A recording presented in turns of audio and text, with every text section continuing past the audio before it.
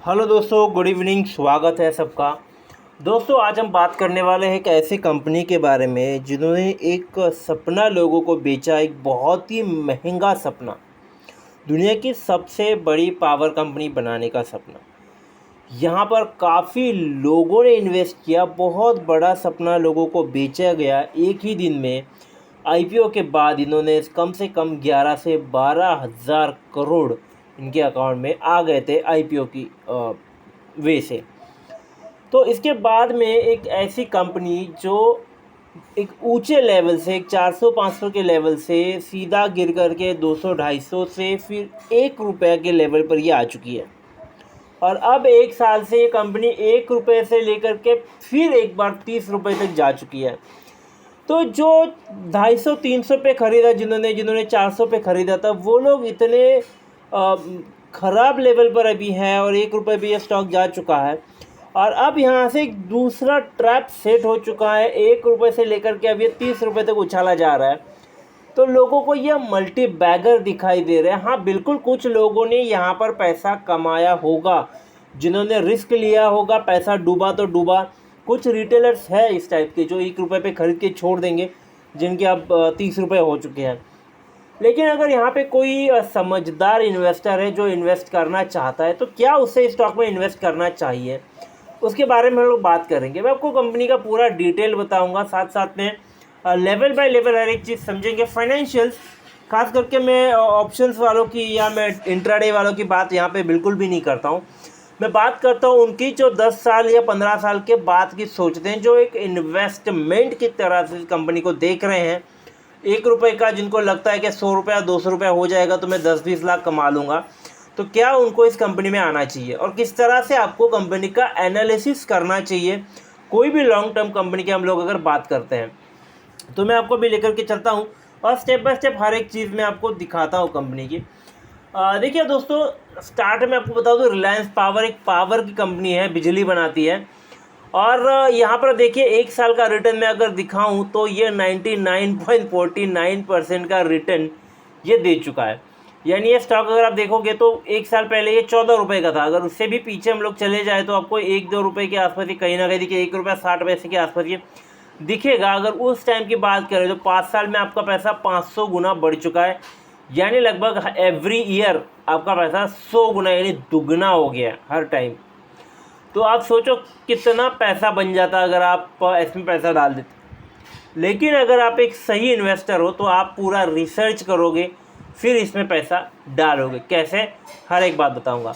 देखिए दोस्तों, P ratio हमेशा इंपॉर्टेंट होता है। मैं हमेशा बताता हूं कि 20 के आसपास का पी रेशियो होना ही चाहिए। उससे नीचे है तो नहीं सोचना है, उससे ऊपर है तो नहीं सोचना है। यह माइनस में है। पी बी रेशियो 0.80% है, 0.80%, ठीक है। सेक्टर का पी अगेंस्ट में 24 चल रहा है इसका। अब आगे हम लोग इसकी रियलिटी समझेंगे, फाइनेंशियल्स।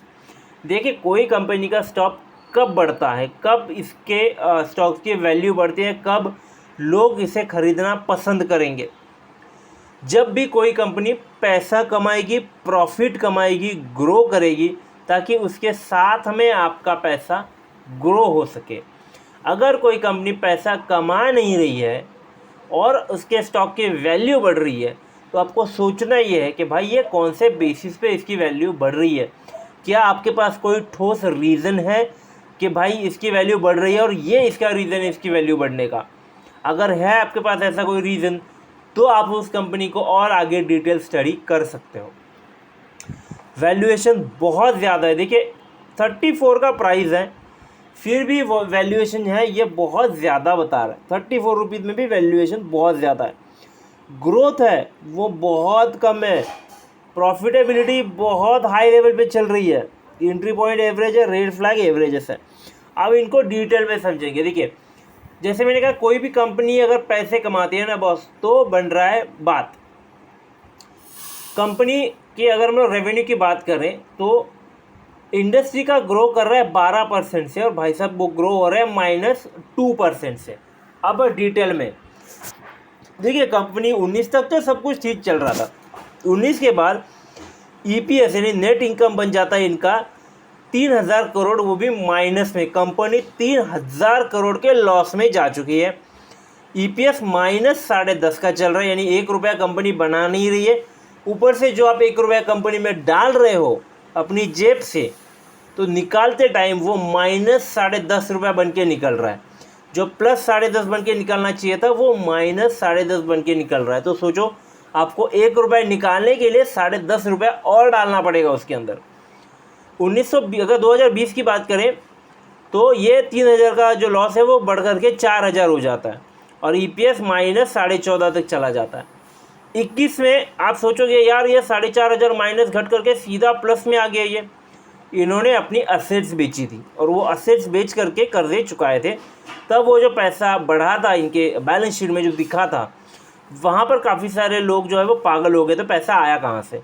तो ये भाई असेट्स बेच के पैसा लाया गया था। आपने सुना रहेगा वो इंडिया बुल्स का बिल्डिंग बेचा था, काफ़ी सारी और भी चीज़ें इन्होंने बेची थी, उससे वो पैसा आया था।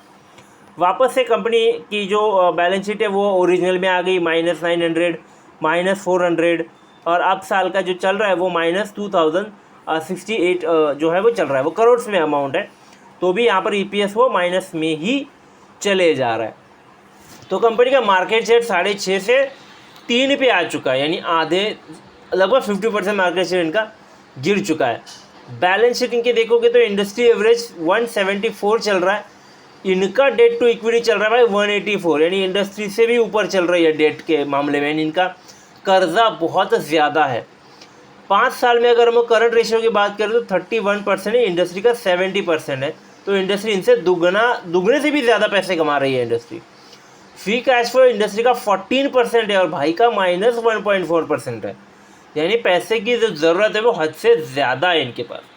अब ये पूरा माजरा है क्या, वो मैं आपको समझाता हूँ। देखिए, अगर आप समझदार हो तो आपको समझ में आ जाएगा। ये किस्सा जो है ना वो हर कोई बिजनेसमैन करता है। जब स्टॉक की वैल्यू बन गई, मैं ये चीज़ ना यहाँ पे बहुत क्लियर दिखा सकता हूँ आपको स्क्रीनर पे। यहाँ पर देखिए 2021 में इनका जो प्रमोटर होल्डिंग है वो था 9%। यहाँ पर जो है वो वैल्यू थी, अगर हम लोग पीछे जा कर के देखेंगे, एक बहुत ही बढ़िया चीज़ दिखा रहा हूँ, अगर आप देख रहे हो 5 साल पहले इनका वैल्यू था कम से कम 1 रुपया।